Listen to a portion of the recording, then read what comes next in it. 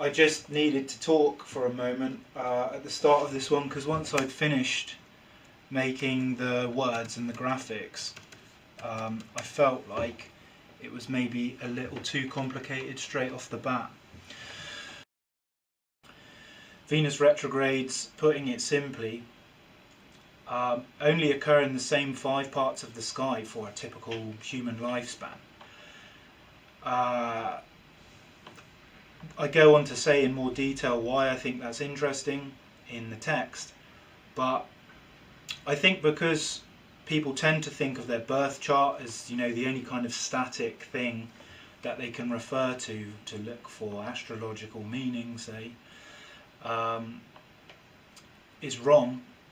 And when you look, you find other things. So, for example, this 8-year cycle of 5 retrogrades, very rigidly happening in the same place at the same times, is another one of those fixed things which you can kind of go to for understanding, meaning, astrological synchronicity. So that was the basis for this next section, really, just to kind of help people see that and understand that.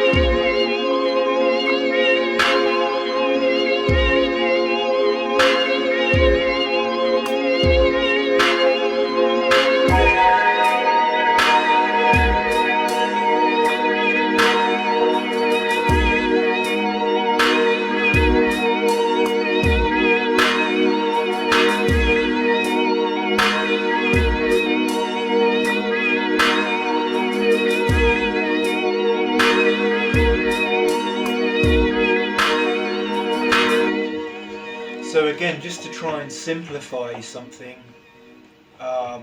for the viewer, is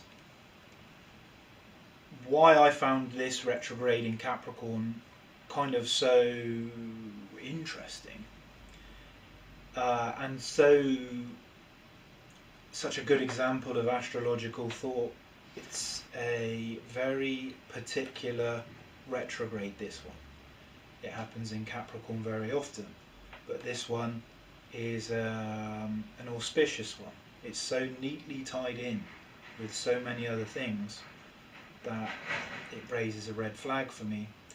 And then on the second level, more than just a red flag, it gives me this kind of rabbit hole of avenues to go down in terms of archetypal thinking.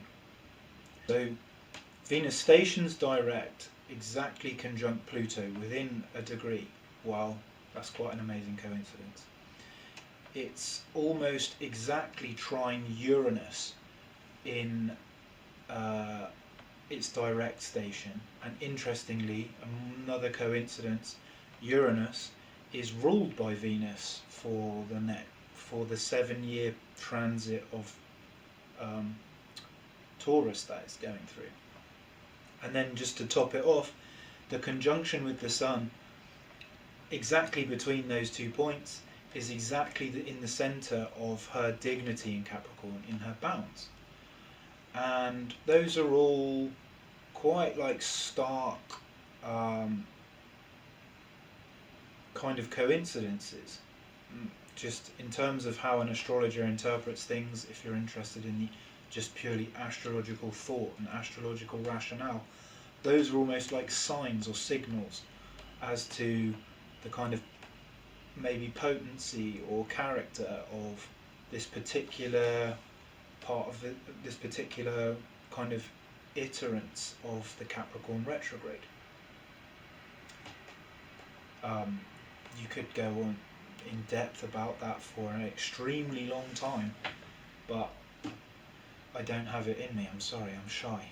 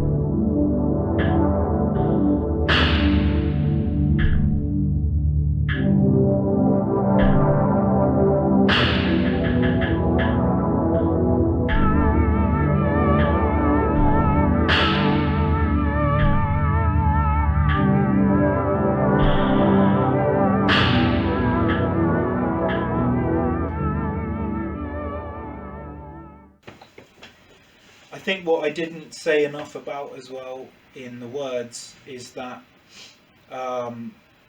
the meaning of retrogrades is commonly known as this slowing down and changing direction, or reversing or going back to something, or even being kind of stifled or rendered, useless. And that, while that probably is true for the archetype behind the so-called planet, that doesn't necessarily mean that the same occurs to the human individual experiencing it. And popularly, a fear comes up about retrograde periods because people identify with retrograding themselves. Well, I would like to say that we shouldn't fear that.